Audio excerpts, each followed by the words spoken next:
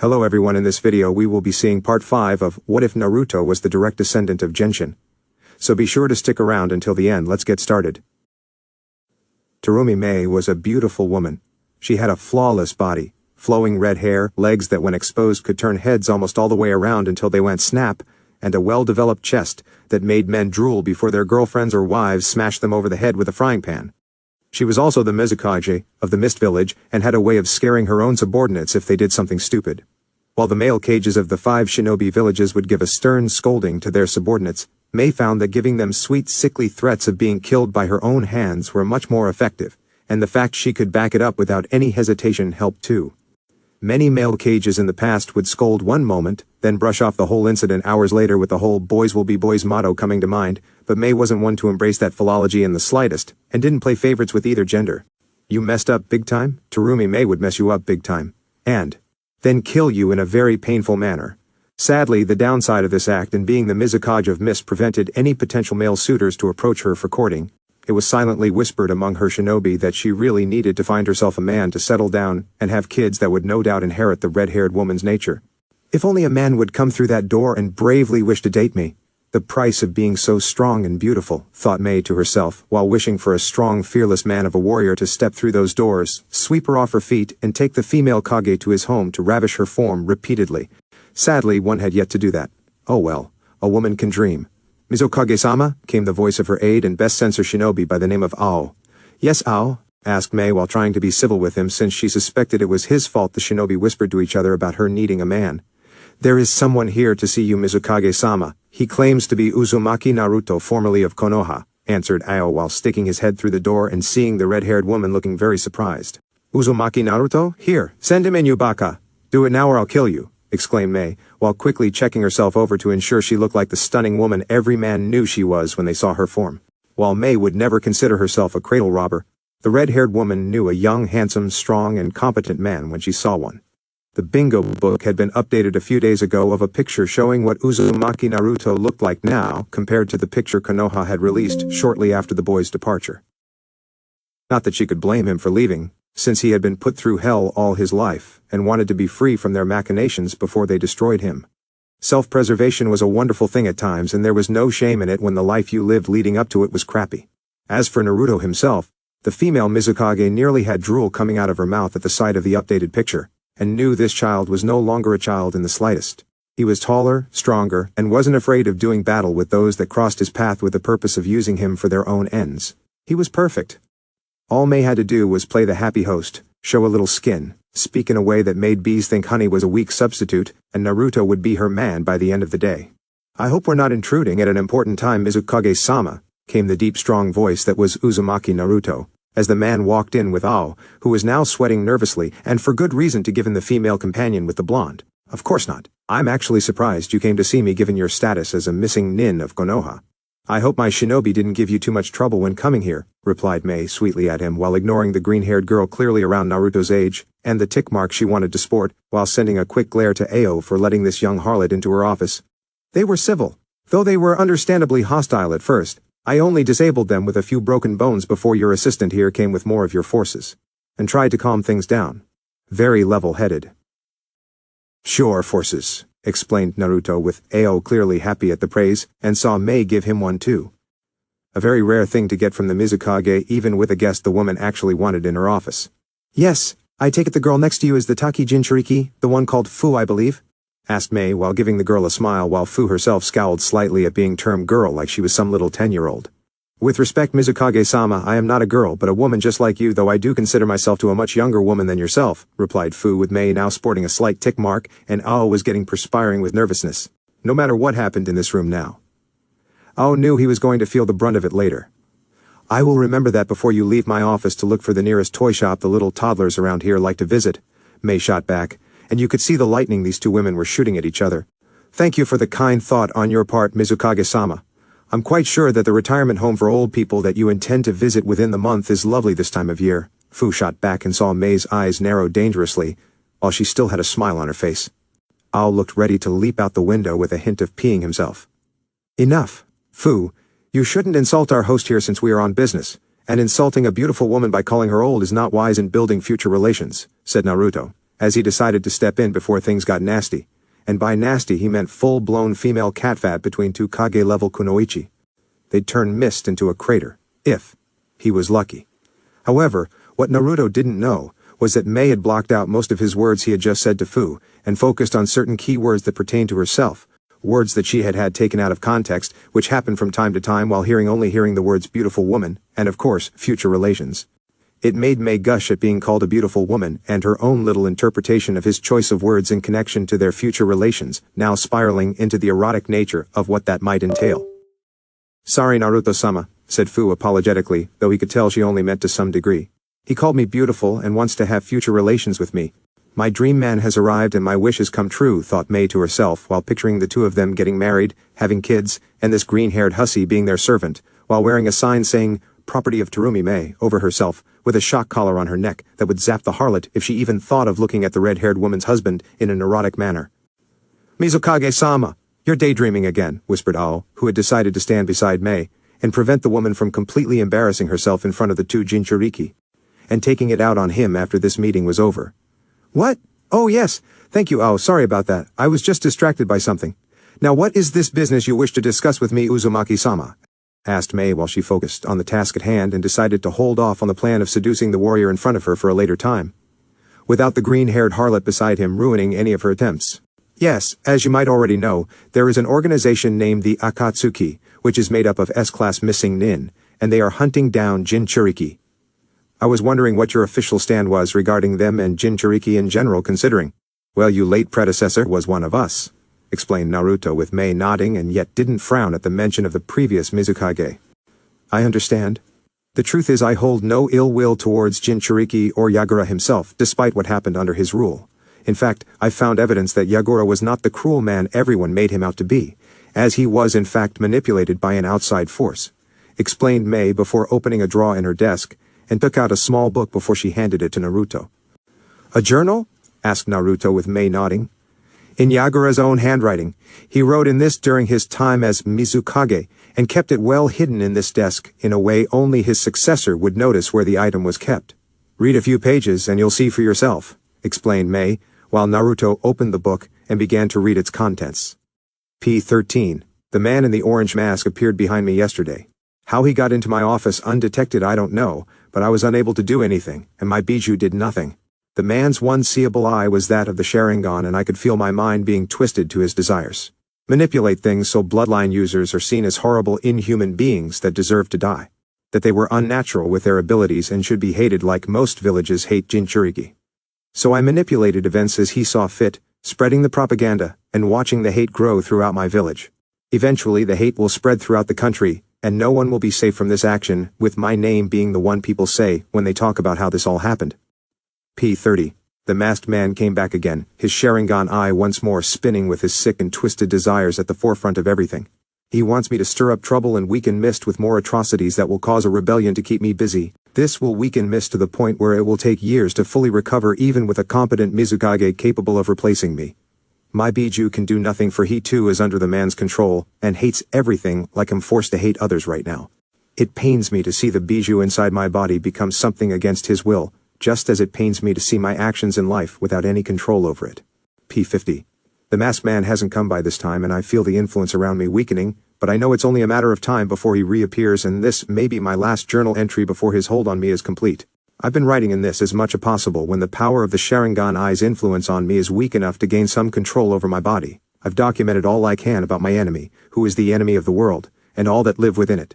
The man claims to be Uchiha Madara, and he hates the world with a passion. This man was denied being Hokage after losing to the Shodaime Hokage at the Valley of the End and somehow cheated death during their battle. Whether this man is Uchiha Madara remains to be seen, for I can only see his one Sharingan eye and nothing else. Just an orange swirling-based mask. He hates Konoha for denying him what he feels is his right to have, and won't stand for anyone being higher in a position of power other than himself. It doesn't matter if you are a daimyo, kage, the Shinigami, or even Kami himself. If you outrank him in any shape or form, he will seek to destroy you. I don't know what his purpose is for Jinchuriki, but he has gloated several times in my presence about how we will be used to give him ultimate power and fulfill his dreams of being a god amongst all. How he can do that I have no idea. But the Bijou with myself, and all the Jinchuriki are the key to his plan. My successor, I do not know if you will find this, or in time to read what is in this book, which is most likely what is left of my soul forged in the writings of these pages. I don't know if the Uchiha will find this book. But by chance this documentation of my time trapped within a prison of my own mind, I beg of you to fight this man with all that you are, and do not let him win. To do so will only bring about something worse than even death itself, enslavement. Uchiha Madara, said Naruto to himself while Kyuubi howled in rage within him.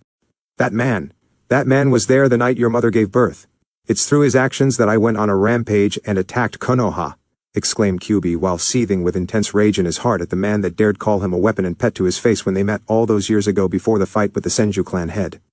So the enemy has a face. Well, a masked face, but a face nonetheless, and one we can work with for now, said Naruto, with Mei nodding. While I find it hard to believe this man Yagura described as Uchiha Madara, it cannot be ruled out since the Sharingan is shrouded in secrecy and rumored mutations. Madara had the most advanced Sharingan of the entire Uchiha clan. It was said he was the only one capable of using the Dujutsu connected to the Sharingan to its maximum potential. The fact he wears a mask now might indicate some horrible scar on his face or burn that could not be healed, explained Mei, with Naruto nodding since that would explain the mask. In any case, this proves the Akatsuki are connected to him, and more than likely he is the leader of the group, replied Naruto since Madara's ego would never allow it. That's what I believe too. But even with Yagura's journal, it would be difficult to prove since many would speculate his writing was that of a deranged Jinchuriki, who went mad once put in a position of power and wanted to make an excuse for his actions and missed, said Mei, and Naruto could see her point, since many would question the legitimacy of this journal given what horrors her predecessor commanded of his troops. We need to gather more evidence then. Since its members are after me, I can obtain it if I capture one alive and confirm the names of the other members, explained Naruto with Mai nodding since the Akatsuki's highest members would know one another, and get one of them for information would further confirm a who's who among its ranks. Anyone you know that should be considered a target of such a plan? Asked Mei, with Naruto smirking at her, and the Mizukage had to fight back the blush that was rising up. That smirk alone was so damn sexy. Two of them. They tried to nab me years ago when I went on the mission with Jiraiya of the Sannin to find Senju Tsunade of the Sannin so she could become the new Hokage of Konoha.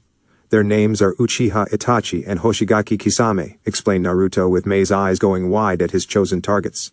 Kisame is a former Seven Swordsman of the Mist, and Uchiha Itachi is known for what he did to his own clan years ago, exclaimed Mei, since those two individually were very powerful, but together they were practically unbeatable.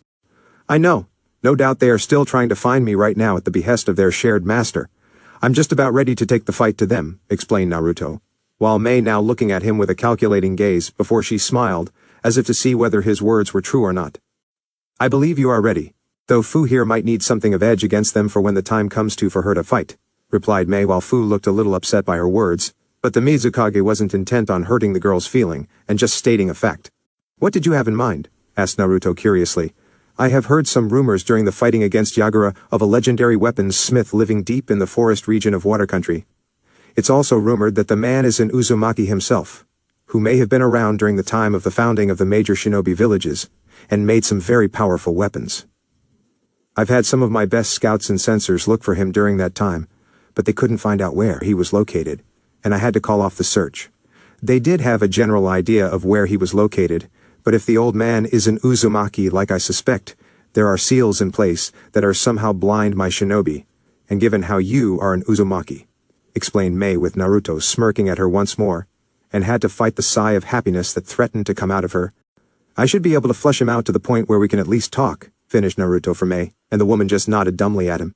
Mizukage-sama, whispered Ao to snap the red-haired beauty out of her daydreaming. Yes, you should be able to reach him. Hopefully, he will help Fu here, and maybe provide weapons for the other Jinchuriki too. Yagura himself had a weapon made that was supposed to be similar to weapon made by the weaponsmith, but it's a cheap knockoff when compared to something the old Uzumaki made, explained Mei, and Naruto nodded, knowing anything an Uzumaki did, made everything else look like crap. What's the name of this supposed Uzumaki? Asked Naruto, since he would need a name to go with that man. It's Muramasa, Uzumaki Muramasa. And for the record, you can count on Mist to help you when the time is right to combat the Akatsuki, and any other endeavors that prove beneficial for the village, answered Mei before Naruto got out of the chair, took her hand, and kissed it like a gentleman. Thank you for your assistance, Mizukage-sama, It has been a pleasure talking to such a beautiful such as yourself. The rumors of your beauty do not do you justice, and those that spoke such weak words describing it should be killed," replied Naruto with Mei's face now matching the color of her hair. "Oh, I'm sure you say that to all the beautiful women sitting in a Kage's chair," replied Mei bashfully, while Ao was sending a death glare to Naruto, knowing that if the woman didn't leave this office in a happy mood she would unleash her fury on the only remaining person aside herself. And that other person's name would be Ao. "No. You would be the first female Kage I have ever called beautiful. The only other Kage to be a woman is Tsunade, and she's an old hag. Not like you, my red-haired Haim," said Naruto, while Fu was giving him a "I can't believe you" look since the blonde had been this way with Koyuki too before they left Spring Country. Still, Fu did get an autograph from the woman before leaving so she could let it slide with the Spring Daimyo. But this Mizukage hussy? No, hell no. "Oh, Naruto-kun, you are such a flatterer," said Mei while Naruto just smiled at her. "I aim to please.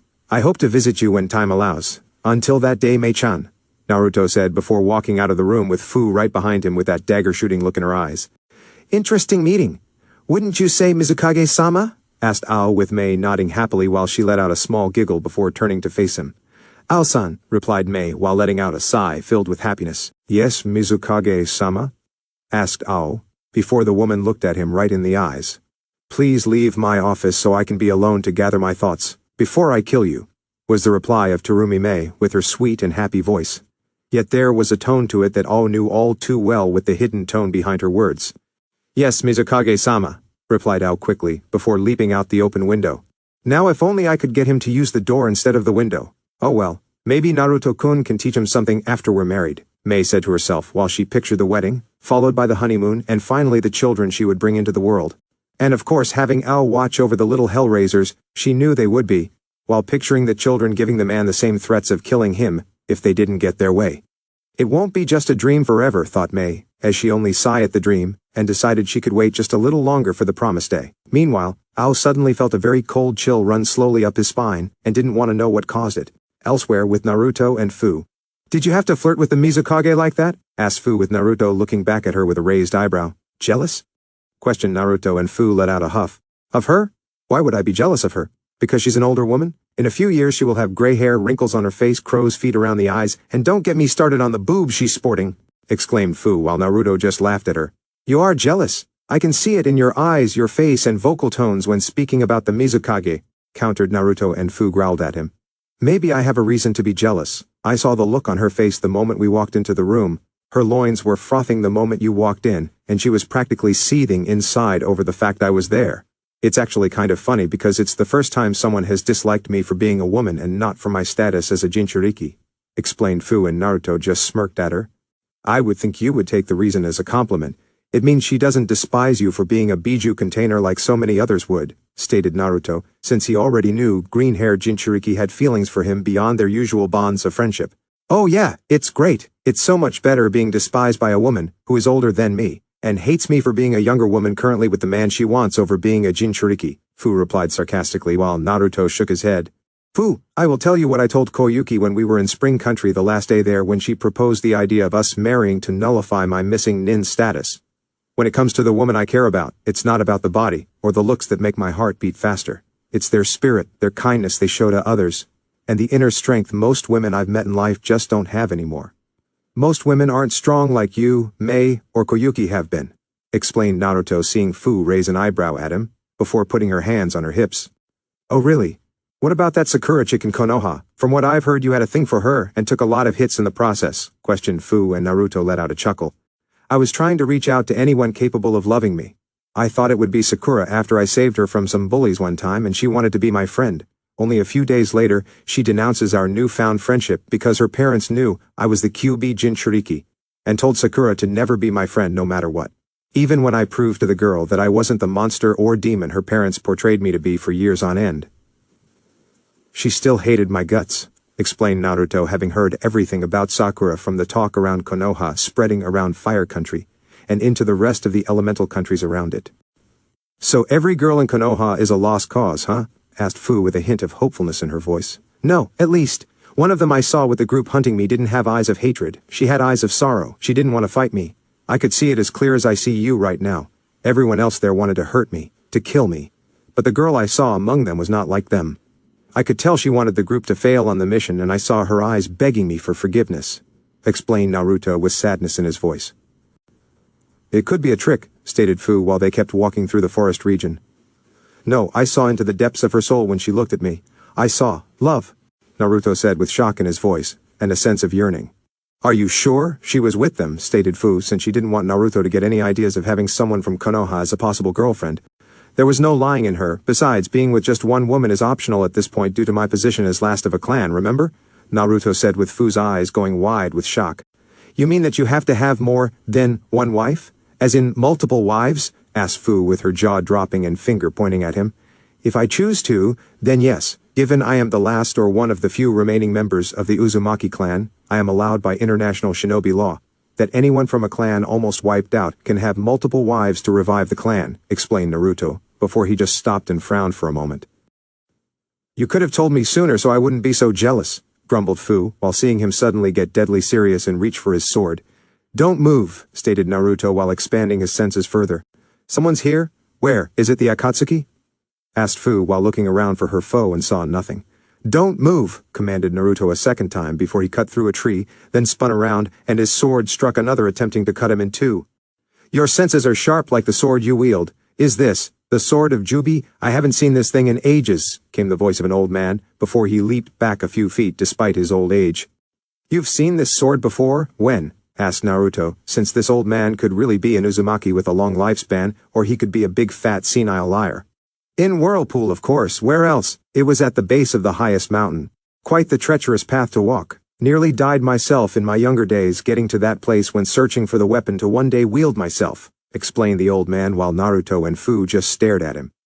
"You're an Uzumaki, aren't you?" "Uzumaki Muramasa," stated Naruto, and the old man now named Muramasa smiled. "Yes, I am. I knew Uzumaki Mito years ago. I was a few years younger than her at the time of her marriage to the Senju clan head. Many were against it on all three sides for the bad blood each clan shared for one another, and ours especially for the sword itself along with the Rinnegan we inherited from the Sage of Six Paths bloodline. But Mito loved the Senju clan head and he loved her in return. I supported their union knowing that no foul play was involved from the man and hoped he would keep them in line. They had several assassination attempts on them though by the Uchiha, and even a few Senju clan members too, if I remember correctly. No Uzumaki clan members though. We were made of sterner stuff, and it showed by supporting the marriage on our end. The marriage was one that was pure and true, so we did what was right so the Senju clan would follow by example," explained Muramasa with Naruto nodding. "If you knew where the sword of Jubi was all this time until I took it, why didn't you try to take it yourself, wield it yourself?" asked Naruto while Muramasa sighed and sat down on a nearby rock. "Because I wasn't meant to have it. Believe me when I say the temptation was there to take the sword of Jubi. The sword once wielded by the Sage of Six Paths after forging it from the very fang of Jubi before it went to the hands of Genshin was right there for the taking. The very grave marker signifying where Uzumaki Genshin had been buried was within my reach to pull out of the ground. But I sensed it was wrong for me to have such a powerful weapon. As if the very power behind the sword would consume and destroy me," explained Muramasa, and saw Naruto nod, since the power behind this weapon was intense, just like the spirit that had been inside it. "How did you survive Whirlpool's fall?" asked Naruto, with Muramasa sighing again, and he looked even older, which the blonde didn't think was possible. "It wasn't easy. No one saw it coming. Konoha shinobi were all over the place under the pretense of reinforcing our defenses on intel of a possible invasion. They struck swiftly and decisively with our positions, where we could retreat being cut off because by their forces. Few managed to get away during the fighting, but we had no way to contact each other, and felt that was for the best until things calmed down," explained Muramasa, with Naruto frowning slightly. "And you have been here in Water Country all this time waiting?" asked Naruto with the old Uzumaki nodding. "Yes. The only people I can trust at this point in my old life is an Uzumaki like yourself. I spent my time making weapons for the day when an Uzumaki would arise to take back the honor stolen from us."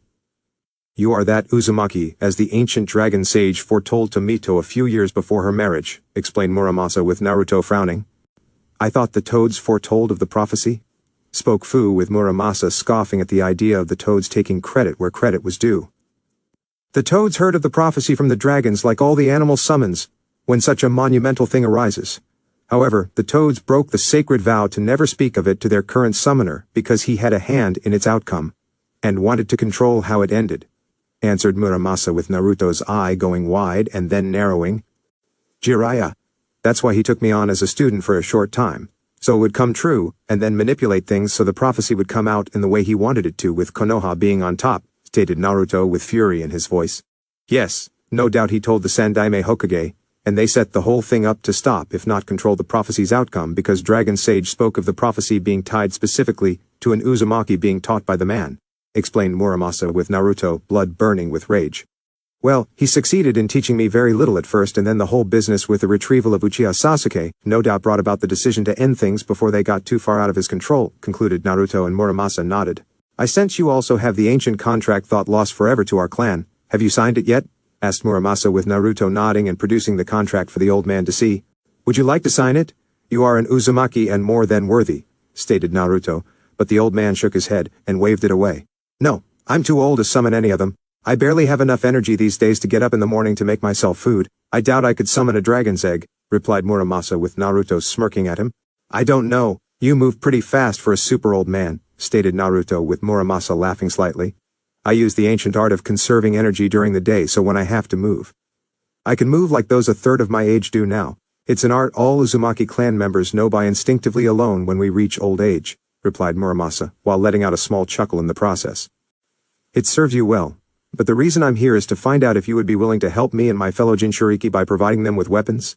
We need them to combat an enemy that is intent to extract the bijou from our bodies, stated Naruto, and Muramasa was deep in thought for a moment, before suddenly dozing off and causing his two guests to faceplant. Wake up, old man, yelled Fu with Muramasa snapping awake and looking around like he didn't know where he was. What, huh? Oh, you wanted to know if I could help you, right? Asked Muramasa with Fu fuming at his slightly forgetful nature. Yes. Would you help me and the other Jinchuriki? Asked Naruto with Muramasa letting out a sigh before getting off the ride and motioning them to follow. Let's see what I have in stock. Tell me about each Jinchuriki and I'll see what weapon suits them the best, answered Muramasa, and the Naruto smiled at him. No problem. There is one still missing, but I'm confident we can find him before the Akatsuki do, said Naruto with Muramasa looking back at him in thought. Oh, you mean Utakata? He's been staying with me for some time, replied Muramasa with Naruto and Fu being shocked to hear this. How did that happen? Asked Fu curiously. It's sad, really. The boy thinks his old master by the name of Harusume betrayed him for what he held, and I found Utakata wandering the forests of water country fighting off hunter nins that were pursuing him at the time. Eventually he stumbled upon me after collapsing from days without rest, or even an ounce of food to eat. So I took him in, kept the mist shinobi, and the rebels from finding the boy until he was ready to leave. His view on the world has not changed much since I found him, and even now he keeps me at arm's length out of fear I might betray his trust, explained Muramasa before they walked into an area that looked empty until the old man crossed an invisible barrier with the two Jinchuriki behind him, doing the same to find the old Uzumaki's house. Clever. A camouflage seal designed to mask the surrounding area, and no doubt designed to block even the Byakugan's power, replied Naruto, while looking around to see the old man's house and weapon-making hut were at a respective distance from each other. Correct. I am well aware of the Byakugan's abilities and that the current Mizukage has someone with one such eye, stated Muramasa with Naruto frowning, before realized it was that AO guy with the eye patch. For an old man he sure is smart and crafty with his work, stated Fu calmly, while she saw several weapons out in plain sight. He's an Uzumaki. Did you expect anything less? Naruto countered with Fu looking a bit sheepish. Good point, replied Fu, before they noticed Utakata standing on the front step of the house with cautious eyes. It's all right, Utakata-san. They are like you, said Muramasa with Utakata looking at the two with surprised eyes before walking towards them. Which do you hold? Asked Utakata with a hint of desperation to find those like himself that he could trust to not backstab him. The 9, answered Naruto. Lucky number 7, replied Fu. The 6, Utakata with Naruto and Fu nodding. We have much to talk about, explained Naruto with Utakata nodding in agreement, and they all headed into the house to have a very long conversation. Akatsuki HQ months later. It's time. We've waited 3 years since the Kyuubi brat left Konoha. We've waited for the 5 shinobi villages to be weakened enough to attack their Jinchuriki without them getting necessary support or protection from their villages. For the 3-tailed Bijuu to reform again after its host died. Now is the time to strike out against them, and collect their power to bring the elemental countries to their knees, stated the shadowy figure, looking at the other members of the group. The Kyuubi and Nanabi Jinchuriki are the most elusive of the bunch with their traveling to different locations. Konoha has been trying to catch him for years with Jiraiya using his spy network, but has failed each time, stated an emotionless voice that belonged to one Uchiha Itachi. Not to mention the 6-tailed Jinchuriki has sprung up again to join them in their travels around the elemental countries. We've been trying to find out what they've been doing at each place, but so far it just seems like they were passing through, and each place has a secluded place to train," explained the white half of Zetsu. "It doesn't matter, Itachi and Kisame will engage them. I want those 3 found and to be restrained before the extraction process can happen. It has to be done in a certain order," explained the man looking at the group. "Yes, Pain-sama," said Itachi and Kisame at the same time. "Sasori and Deidara will attack Suna while Hidan and Kakuzu target Kumo's two-tailed Jinchuriki," commanded Pain with the group nodding. "Yes, Pain-sama," they all said at the same time. "Go, you have your orders," said Pain with everyone vanishing from their positions until only one remained. Before another shadow appeared. "Things are not going as planned, Pain," said the voice while Pain himself just stared at the shadow. "Konoha's actions against the Kyuubi Jinchuriki was an unexpected development we did not foresee, Madara," answered Pain while the man in front of him just narrowed his one seeable eye. "Your incompetence to command the Akatsuki up to this point has allowed the Kyuubi brat to get stronger and possibly become a problem if allowed to grow further. Deal with this decisively, Pain, or else," commanded Madara before fading into the shadows. "Make no mistake, Madara, when the time comes for the world to know peace, you won't be around to see it," thought Pain while planning a means to remove the man from play when things were nearly in place. With Naruto, Fu and Utakata sometime later, the trio were making their way along the road, heading for a nearby town to stop for a good night's rest and get some supplies. They had been traveling for months after their meeting, and speaking to Muramasa about the weapons he requested of the old man for each Jinchuriki. They had to do it discreetly, though. Make it seem like they were all over to different random locations, and make it seem like they were just avoiding Hunter Nin pursuing them. Naruto had gotten Muramasa's blessing to use the weapons he had made to be used by the other Jinchuriki, to combat the Akatsuki organization. The trick now was to get them to each one. Utakata was given a pair of swords that Muramasa called the Dragon's Claw and Tiger's Fang, which when mastered would be both a brutal and lethal combination. Muramasa felt the boy's natural agility and nimbleness would give him an edge in battle when using both swords with a test run proving the old Uzumaki right. Fu was given a pair of Fumakodachis that would help the girl in combat with her speed and agility in getting up close to the enemy before she stabbed her target with lethal precision. The girl practically danced around in a circle while coveting her new weapons and nearly killed Muramasa with a bone-crushing hug. Naruto was fine with the sword of Jubi. Still, Muramasa felt the blonde Uzumaki should get something else to help him, and provided a scroll regarding his mother's bloodline that involved chakra chains. While rare like the use of the Rinnegan, all cases where one of the Uzumaki clan used such power had information about it documented down to the last detail, and the techniques involved with them. Apparently, Muramasa had known about Kushina's ability to use them since he knew her parents, and how she inherited it from one or both of her parents. He had wanted to give it to her before leaving, but never got the chance because Jiraiya left with the girl, and the fall of Whirlpool happened soon after. Naruto humbly accepted, and thanked him.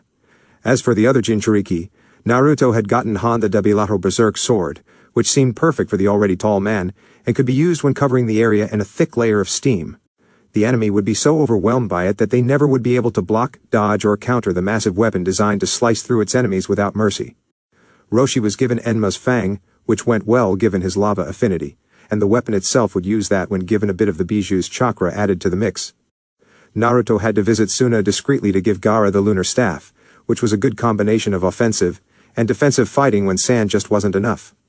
Naruto also told Gaara about how the staff is even more powerful when the moon is out, and at its peak when full. After that, Naruto had made his way to Kumo, where he gave Yugito the Inferno Hammer, and Killer Bee the Eclipse Scythe, knowing it would give the man an edge that rivaled his usual multi-sword style. It would actually throw the enemy off guard given they no doubt knew the tall muscled man was a master of such things, and the new weapon would add a new element that the Akatsuki wouldn't be ready to handle. "We're being followed," stated Naruto with a growl in his voice. "Hunter Nin?" asked Utakata while acting calm yet his body was getting tense. "Akatsuki, 2 members with high-level chakra signatures. If they are who I think they are, then be on your guard at all times," ordered Naruto with his group nodding. "I hope they're ready to die because I sure as hell ready to kill them," exclaimed Fu, before seeing the 2 members of the organization standing in front of them. "You 3 will come with us peacefully," replied Itachi while Kisame looked ready for a fight. "How about you 2 get a room and shove that sword up your ass?" countered Fu with Naruto smirking at the 2. "You heard my lovely companion. Until you do what she said we won't go with you," said Naruto with his smirk growing. "We don't need them in one piece, right Itachi?" asked Kisame while free Samehada from its wrappings. "No, I was hoping to avoid a confrontation, but sadly, it is unavoidable," replied Itachi while Kisame's grin increased. "My thoughts exactly," said Naruto before drawing his blade and put the 2 Akatsuki members on edge.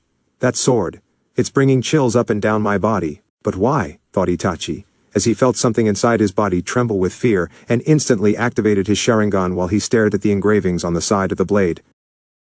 Praise be the order brought forth from the very edge of chaos. Those were the words Itachi saw with his Sharingan eyes deciphering them. Fancy sword.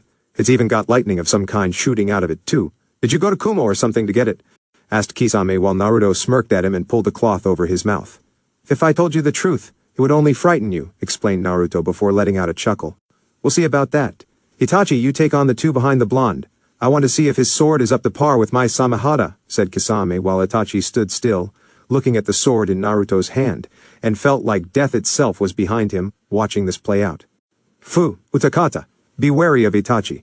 His Sharingan eyes are not to be underestimated, and remember what our special teacher told us of that bloodline limits when it comes to using a Biju's chakra, said Naruto, while having no intention of mentioning Muramasa by name to these two. We will, Naruto-sama, said Fu while Utakata just nodded silently while they had their weapons drawn. Kisame grinned as he charged forward, moving fast for a guy his size, and clashed with Naruto's weapon of choice. The crimson-yellow energy from the sword of Jubi lashed out at Samehada as the spike-covered blue sword howled out in pain within moments of making contact, and it shocked Kisame that something like that could happen. It didn't surprise Naruto, though, as he spent his time knowing every detail of the weapon he was wielding and how it worked when fighting an enemy. The missing nin from Mist was so shocked that it gave Naruto a chance to press his attack and put Kisame temporarily on the defensive. What's going on? Samehada is in pain, screaming literally in pain. What is that sword? Thought Kisame, as he blocked another slash, dodged the claws from Naruto's left-handed gauntlet, and took a kick to the ribs that sent him flying back. You seem to be confused by something, Kisame. Does it remotely surprise you that you are having such a hard time defeating me with just a few swings of your sword? Asked Naruto before rushing the swordsmen and clashing with their blades once more. Shut up, brat. Water-style flood-water jutsu, exclaimed Kisame and shot a massive water wave of water at him. Naruto leaped into the air to dodge the massive flood of water, with everyone else around him doing the same, since the jutsu was known to hurt friend and foe alike if used in a reckless manner. Right now, everyone was using the water-walking technique to stay above the now flooded area Kisame had created, and Itachi didn't look happy at this new development. Both Fu and Utakata were on either side of the Uchiha, their weapons at the ready to strike, yet kept their distance from him, and saw the Sharingan was active. One false move, and they would be at the Uchiha's mercy. Ready, Utakata-san? Asked Fu with the six-tailed Jinchuriki nodding. Don't look at his eyes, they are key to him disabling us, replied Utakata, with the two moving swiftly against the Uchiha, while looking down at their target's feet, while they could see his eyes in the watery reflection below. How perceptive you both are. I applaud you for that, said Itachi, as they each stabbed him before he turned into a flock of crows, which flew into the air and began to swarm down upon them. Hiden, drowning bubble jutsu, called out Utakata, as he made a massive amount of bubbles appear in front of the crows heading for himself, and Fu before each crow save one was caught in it. The remaining crow flew away from the two Jinchuriki before it manifested into Itachi once more, and the Uchiha frowned, since he didn't expect his crows to perish, or that the Jinchuriki had thought up a way to defeat them so easily. To his left, Fu was already upon him, her eyes not looking at his directly, and was trying to slashing him to pieces with her weapons of choice. She was clearly deadly with them, as her speed allowed the girl to get up close and personal with the target before gutting said target like a fish. Itachi was able to dodge each attack, but with some difficulty given his feet were being watched, and Fu would act according to their position. Using his Sharingan to subdue her or Utakata was out of the question, because of them both not looking him in the eyes. Even if he used the water's reflection, it would only stall one, or both of them for a second, with not enough time to get either one to fall. Even if he did, it would leave his body open to attack, and Itachi had been experienced enough to know leaving yourself open was lethal. Utakata, close your eyes now.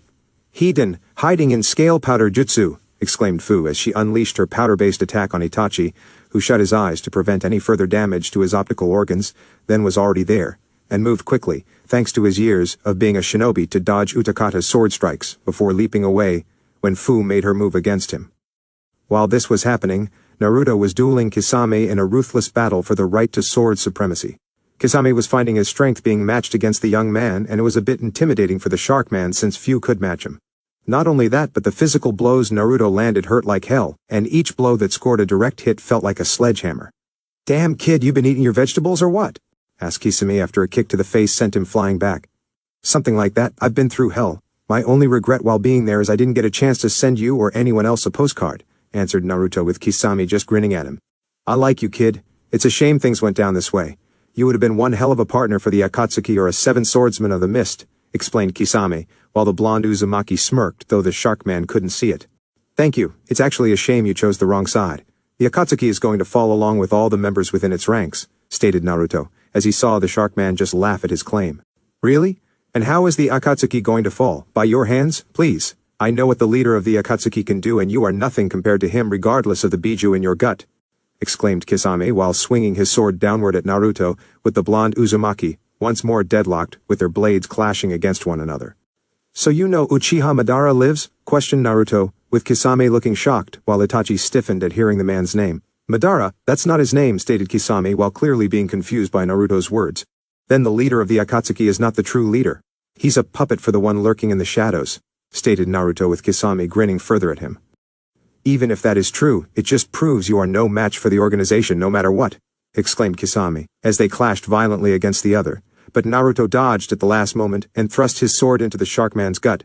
It's a shame you will not live long enough to see which one of us is right, stated Naruto, while the steel of his sword cut through Kisame's flesh and bone, while the man cried out in pain. It was a slow, agonizing death with blood spilling over the front of Naruto's body. Damn it, Kisame is dead. The situation is now more unfavorable than ever before. I need to get back to Pain and report my findings to him before informing Jiraiya of this new development, thought Itachi, as he moved to flee, but Fu along with Utakata were both in his way, and Naruto was staring right at him. And where do you think you're going, Uchiha Itachi? Questioned Naruto, with Itachi feeling the boy's chakra was rising considerably. I won't go down without a fight, explained Itachi, while staring at Naruto, who wasn't staring at him, but rather the man's feet, and would know when the man moved. Yes, you will, replied Naruto before unleashing his chakra chains that wrapped around Itachi, with the man too surprised to move and found himself on the ground with one of the chains wrapped around his eyes. How? Only Kushina-san could. Could no, thought Itachi, with the horrible realization hitting him hard. Death is upon you, Itachi. I am going to get the answers I want out of you, and then your life will end. It will be very satisfying to see Sasuke's face once I tell your psycho brother about how I killed you. How I took away his purpose in life and getting revenge for damn clan, Naruto said while standing over Itachi, while getting ready to inflict pain upon the Uchiha. How? How could I have missed it? He was Uzumaki Kushina's son, but the Sandaime had said it was only to honor Kushina's sacrifice, that I shouldn't look at the boy and feel anything form of loyalty to Kushina since the child was not hers. But she was pregnant. I know she was due to give birth shortly before the Kyuubi's attack, because father knew, and he was one of the few who knew of her location thanks to Kushina telling mother. So why did he lie, thought Itachi, while finding the world he thought knew had been once more torn upside down and felt conflict within him arise. We'll start with true or false. Is Uchiha Madara the true leader of the Akatsuki? Asked Naruto, while Itachi breathing heavier now. True, replied Itachi, while the three Jinchuriki were surprised he answered. Wait, how do we know his answer is true or not? Asked Fu, while Utakata nodded, since there was no way to tell if the man on his knees in front of them was telling the truth. I would not lie to the son Uzumaki Kushina. I would not lie to my true sensei, replied Itachi, with Naruto frowning at him. Explain yourself, Itachi. This is your one and possibly only chance of telling me what you are talking about, said Naruto, with Itachi taking in a large breath and collecting his thoughts for a moment. It was years ago, back when I was still a child growing up and the Yondaime had yet to be made the Yondaime Hokage. Kushina was thinking about taking on the apprentice, but the pickings were slim, and few were even less worthy than anyone would be now in the Leaf. She was walking by one day, seeing me train hard at one of the more open training grounds, and saw my potential before anyone else. So, she asked me. Your mother asked me. To be her apprentice in the shinobi arts, answered Itachi, while Naruto simply frowned further at him. If that were true, she would have taught you the sealing arts, replied Naruto, while the chain squeezed Itachi, with the man hissing slightly in pain. No, she didn't have time to teach me that at all. My idiot father found out and went to the Sandaime Hokage before his retirement to ban her completely from ever continuing the apprenticeship. He felt the Uchiha clan's pride was above the training of an Uzumaki, in the ways of being a shinobi, no matter what the subject. The Sandaime then told your father that Kushina would stop teaching me, or else the mantle of Hokage would go to my father instead. I don't have to tell you how your father viewed Kushina, being the Kyuubi Jinchuriki, or the fact your mother refused to marry him when he asked. My mother was a silver medal to him, and he was always jealous of your father for taking what he felt was rightfully his to have in life. After word got out about you being the new Jinchuriki, my father made a move to get you adopted into the clan, but only for his ends of turning you into a pet and weapon to use against the newly reinstated Sandaime Hokage when the time came. To keep the Uchiha clan from gaining such favor, The Sandaime, the Shinobi Council, and Danzo all spread word that Kyubi had a connection with the Uchiha clan in general, to create speculation among the masses about our loyalty. Explained Itachi with Naruto nodding. The Uchiha clan wouldn't be trusted with me, and I'm still hated by the people, replied Naruto with Itachi nodding slightly. Yes, it spurred the Uchiha clan to despise the ruling powers leading Konoha, and wish to take it from them by force. While this was happening, I along with Uzuki Yugao were occasionally assigned to protect you from harm, and the rare few that did our jobs. In the years following, the Sandaime pulled me off that duty, questioning my reasons for doing my job so well, and when I told him it was to honor Kushina-sensei, he told me you were not her child, that your last name was given to honor her, and that just because you had the last name Uzumaki didn't mean you were an Uzumaki. At the time, I believed him without question since he had no reason to lie, and was assigned to spy on the Uchiha clan for the Sandaime Hokage. I told him what I knew about the coup against Konoha, and was soon given the order to kill my clansmen to keep things in the village intact. It was made to appear that I had killed them out of some sense of madness, rather than let it be known they were rebelling. It was believed that if the truth was revealed about the Uchiha clan rebelling, our enemies would perceive us as weak, but if they believed a single shinobi like myself killed his entire clan, they would fear the possibilities that other Konoha shinobi the Leaf possessed, explained Itachi while hearing Naruto lean down in front of him, his breath near the ear. It was clear the Uzumaki wanted one more truth-filled answer to the next question spoken from his mouth. And what you did to Sasuke? Asked Naruto with Itachi tensing slightly. I did that so Sasuke would hate me to the point where he wouldn't feel guilty about one day ending my life. To repay the debt I owe the Uchiha clan for killing so many when I didn't want to, but had no choice, and did what needed to be done for the village, replied Itachi with Naruto growling into his ear like an angry animal. Your brother is a power-hungry asshole because of you. Sasuke has gotten everything he has ever wanted from the village without even lifting a finger. Discounts in stores, extra help at the academy from the instructors, everyone showing such love and devotion to your spoiled brother no matter what he does in life. He went traitor twice, with the reason behind the second time being the same as the first, with my intervention being the source of him still being a part of Konoha on both counts. Your brother cares for no one. Nothing in this world appeases him unless it's power, and only then it has to be power only he can use that no one else can. I spared your brother's life a second time because I wanted to see what the Hokage would do to your brother after he was brought back to Konoha. Do you know what she did? She didn't punish him. She punished the shinobi retrieval team by executing the first half publicly and then demoted the second half to Chunin. Does that seem fair? Naruto said, with Itachi shaking his head no. No, answered Itachi, and Naruto nodded before letting out a chuckle. Konoha has become corrupt. They are investing in an Uchiha, who has no conscience, no empathy, and no loyalty to the village like you do. Your brother will kill everyone around him for power, and he'll do it with a smile on his face. I will kill your brother the next time we cross paths, Itachi. I won't spare him a third time, and we both why that is the case. The bastard you have for brother expects everything to go his way, and when Sasuke finds out there is someone that can ruin his image as being this undefeatable god for an Uchiha, he removes them before anyone can see the truth, said Naruto with Itachi letting out a sigh of defeat, knowing it was true. What do you want of me? Asked Itachi, while almost feeling Naruto smiling at him. Good. Now we're getting to the heart of the matter. What I want, Itachi, is to bring down the Akatsuki, Orochimaru, the Sanin's right-hand Konoha, and bring about order to the chaos. We both know most of the daimyos are greedy, power-hungry fools, and make the rich richer while the poor suffocate under their rule. Their samurai instill fear to prevent any uprisings, and shinobi from the village are used to quietly assassinate anyone willing to be a leader to such uprisings so they aren't made into martyrs. While assassinating is a shinobi's job, I always felt that the shadows a shinobi walks in should serve the light, and keep the balance of the world intact. Sasuke will be the anti-balance if allowed to grow any further and become the new Hokage of Konoha with everyone in his pocket. The world will drown in darkness and light will fade in the coming of it, with everyone being too weak to oppose. I know you've seen that future like I have, Itachi, and it sickens you to no end. Is that what you want, Itachi? To be remembered as the man who not only killed his clan in some act of madness, but twisted his brother into a true monster, and helped bring about this never-ending chaos? Asked Naruto, with Itachi going tense, and the Uzumaki knew the man was imagining the horror of that reality if it came to pass. No, I don't want that. That's not what I wanted for Sasuke or the world. I'm tired of the chaos, the darkness, and the violent deaths caused by those around me, exclaimed Itachi, and Naruto nodded, knowing he nearly had the Uchiha now before deciding to go in for the pre-verbal kill. Good. We can make this right. We have a chance. A window of opportunity, and only if we act now can such a horrible thing be avoided. Hoshigaki Kisame is dead. You can make up anything you want about how the fight here went down, and no one among the ranks of the Akatsuki can refute it. You know all the members of the organization, all the key players. You can help me play both Konoha and the Akatsuki, since they expect your loyalty to them to be absolute. First you tell me everything about the Akatsuki. I want their names, their abilities, what shoe size they have, and everything down to who their childhood doctor. I want to know who is assigned to which of my fellow Jinchuriki and what to expect from them," explained Naruto with Itachi nodding slightly, and he felt the chakra chains wrapped around his eyes leaving him. "Naruto-sama?" questioned Fu while Naruto raised his hand to tell her it was all right. "I will help you. I will help you end the chaos of the world. What do you wish to know first about the Akatsuki?" asked Itachi with his eyes no longer active.